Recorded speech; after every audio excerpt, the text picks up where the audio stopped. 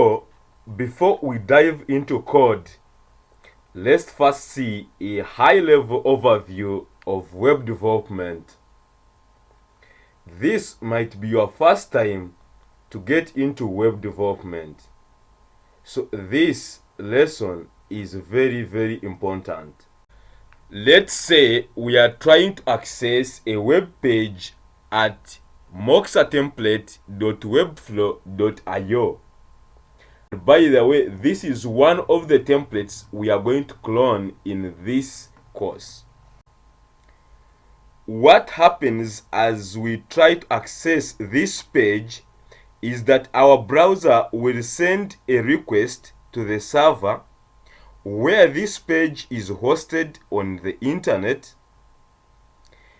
Each and every website is stored on something called a server, which is basically a computer that is connected to the internet and is able to receive requests like this one.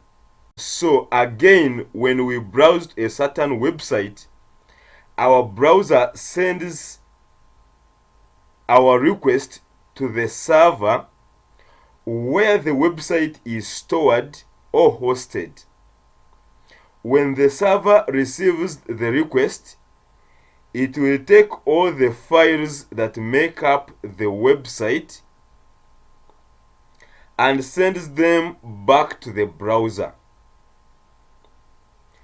And so we say that the server sends a response to the browser, which essentially contains all these files that the website is made of. Now, as you can see from these file extensions, we have some HTML, CSS, and also JavaScript code here. And these are precisely the three languages that browsers can understand. And this means that all the code that make up the website need to be written in HTML, CSS, and JavaScript. These are the three core technologies that any browser can understand. Once the browser receives these HTML, CSS, and JavaScript files from the server response, it will take the code and render the website that we are trying to access. And with this, you already having a good understanding of what actually happens when we browse a website. And that process of writing HTML, CSS, and JavaScript code that the browser can understand is called front-end web development. Developers write the code that is displayed in the browser, and that is essentially what we are going to learn in this course. Take a note here.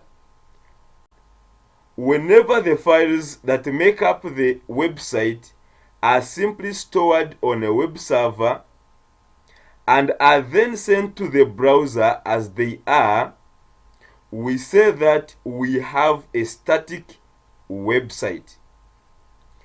This will soon make sense when we discuss what a dynamic website is. For now, just know that a static website is basically a website where the files are simply sent from the server to the browser as they are, without any transformation. From this, I hope you learned what front-end development is. Let's try to understand what happens when you try to access a website like udemy.com. Once again, the first step is that a request is sent to a web server where Udemy is hosted. So, why is a website like Udemy different from a website like a Webflow template we have seen before? A complex site like Udemy.com is really completely different from a static site because there is a lot of content that is always changing all the time. Like on Udemy, there are always new courses, new reviews being added to the site. New rating and new course lengths are calculated. And so, in order to make a system like this work, Udemy needs a whole application running on the server. And they also need a big database which basically contains all the courses, all users, reviews, and all the content that is being displayed on their website. Now, to do all this, front-end technologies like HTML, CSS, and JavaScript are not enough. So what you are going to learn in this course, you won't be able to build something like Udemy.com. To make such website, developers use some backend languages like Node.js, PHP, or Python. So what these languages do is take data out of a database and basically assemble that data into a final files that will then be sent to the browser as the response. And this whole process is called backend development. Because this is basically the invisible part of a website, and so it's the website's backend. Now, in this situation, we say that we have a dynamic website because the website is dynamically assembled from different pieces on the server. We say that we have a dynamic website because the website is dynamically assembled from different pieces on the server. And that happens each time when someone visits the website. Some differences between static and dynamic websites. In static websites, the files are already done, and in dynamic websites, they first need to be generated by an application that is running on the server. Now, the rest is the same as before.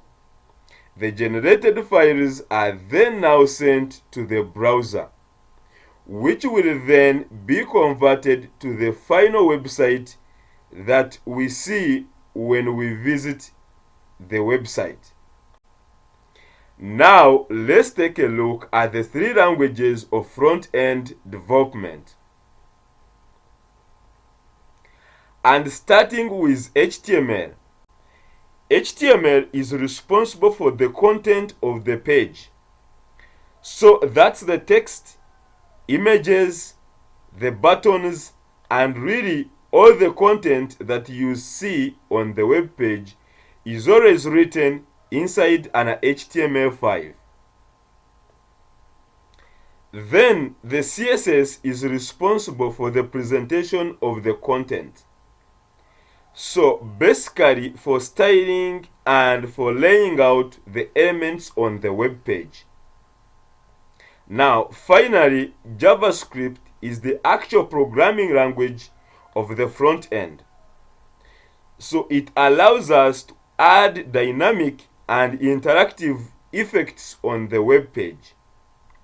We can also use it to manipulate the content or CSS, to load data from web servers, even to build entire front-end applications, which we then call web applications. we can use the analogy of nouns, adjectives, and verbs to make the separation of roles here a bit easier to understand. So in this analogy, HTML represents the nouns. For example, saying that the P element is a paragraph. So paragraph is the noun here.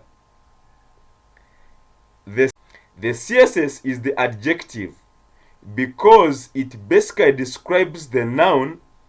For example, like this piece of CSS saying that the paragraph text is red. And so red is the adjective describing the noun.